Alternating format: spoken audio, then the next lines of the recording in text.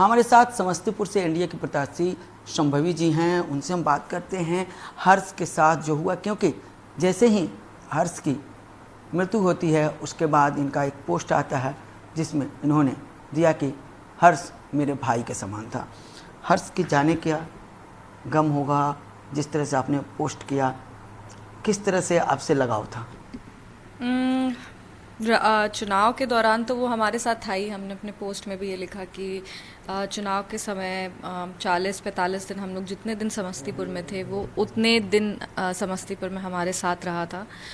उसके पहले भी कई वर्षों से आप कह सकते हैं कि एक छोटे भाई की तरह वो हर हम लोग के परिवार के फंक्शन में रहता था। हम लोग का कोई अगर एनजीओ का कोई काम होता था उसमें वो हम लोग के साथ जाता था। तो मतलब एक परछाई नहीं होता कि मेरे पीछे हमेशा वो रहता था। आप हर फोटो देख सकते हैं, आपको हर फोटो में वो कहीं ना कहीं पीछे ज़रूर दिखेगा। तो हम काफ़ी समय से हम उससे जुड़े हुए थे और हम बार बार कह रहे थे कि मेरे छोटे भाई के जैसा था। तो दुख तो उतना ही होता है।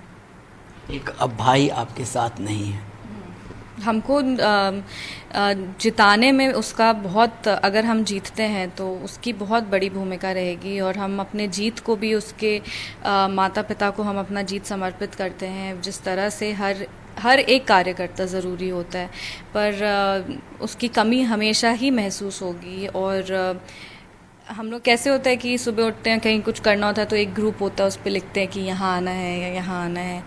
तो अब वो उस ग्रुप में नहीं है तो मतलब दुख का तो है ही बात। आप उस समय बाहर थी, आप बाहर से आई, फिर माता पिता से मुलाकात की, माता पिता के पास गई हुई थी वैशाली? हाँ, हम लोग चेन्नई में थे जब हुआ था ये, और चेन्नई से अनफॉर्चुनेटली सिर्फ एक ही डायरेक्ट फ़्लाइट है पटना के लिए जो 1 बजे निकलती है। पर जब हमें पता चला, जब हमें पहला कॉल आया तो वो 2 बजे आया था, तो वो फ़्लाइट मिस हो गया था। अगले दिन का फ़र्स्ट फ़्लाइट लेके हम लोग वापस आए थे और सीधे वैशाली गए थे माता पिता से मिलने के लिए हर्ष के। कौन लोग थे जो हर्ष के इतने बड़े दुश्मन थे और इस तरह से हर्ष के साथ किया गया, कुछ पता चला? देखिए, मेरी हमेशा लगातार उस इंसिडेंट के बाद प्रशासन से बात हो रही है। मेरे पति हैं, वो भी प्रशासन से लगातार बात कर रहे हैं। मेरे पिताजी भी उनके टच में हैं। इंटरव्यू में कुछ भी कह के हम कोई भी इन्वेस्टिगेशन को मिसलीड नहीं करना चाहते हैं, इसीलिए हम कोई भी इन्फॉर्मेशन हमको नहीं लगता कि मेरे साइड से निकले वो उचित रहेगा।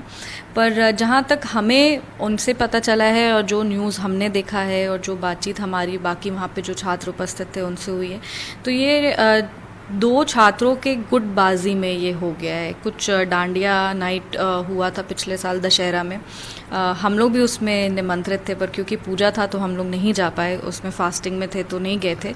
तो उस दौरान वहाँ पे कुछ कैसे कॉलेज में दोस्तों के बीच में लड़ाई झगड़ा हो जाता है, ये वहाँ से ये चीज़ डेवलप किया था और फिर ये हत्या का मोड़ लिया।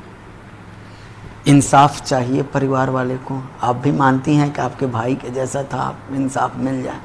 बिल्कुल बिल्कुल। और ये सिर्फ इंसाफ हर्ष का इंसाफ या उसके माता पिता का इंसाफ नहीं है, ये इंसाफ पटना यूनिवर्सिटी के हर छात्र का है और उन माँ बाप का है जो अपने बच्चे को बहुत मुश्किल से कहीं दूर भेजते हैं पढ़ने के लिए। वो बहुत मेहनत से कमाते हैं और अपने बच्चों को कहीं बाहर भेजते हैं अच्छी शिक्षा के लिए, अच्छे संस्कार के लिए, अच्छे से वो ज़िंदगी का जो बारीकी होता है, ज़िंदगी को कैसे जीना है वो सीखें। और ये इंसाफ हम मानते हैं कि सिर्फ एक व्यक्ति का नहीं है, ये सभी पूरे स्टूडेंट बॉडी का है। ये इंसाफ पटना यूनिवर्सिटी का, और इंसाफ ज़रूर होना चाहिए।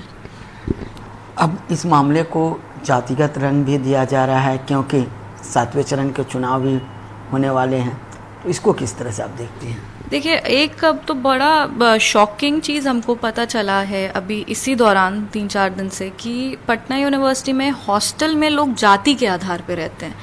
तो ये एक मतलब बहुत गंभीर चीज़ है और इसके बारे में सबको सोचने की आवश्यकता है, क्योंकि अगर बच्चे हॉस्टल में जाति के आधार पे हॉस्टल में रह रहे हैं तो ये नेचुरली उनके डे टू डे लाइफ में भी ये चीज़ तो आ ही जाएगी ना। अगर आप उसी इन्वायरमेंट में रह रहे हैं, हम लोग तो कभी ये सब नहीं सुने।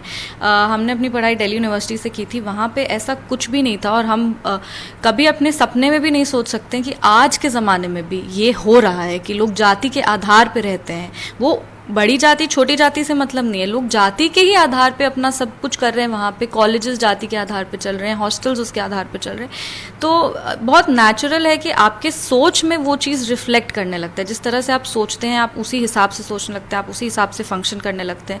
तो अब इसको राजनीतिक रंग देना, इसको जाति का रंग देना, ये सारा चीज़ एक डायमेंशन हो सकता है, पर इंसाफ तो इंसाफ होता है और हत्या तो हत्या होती है।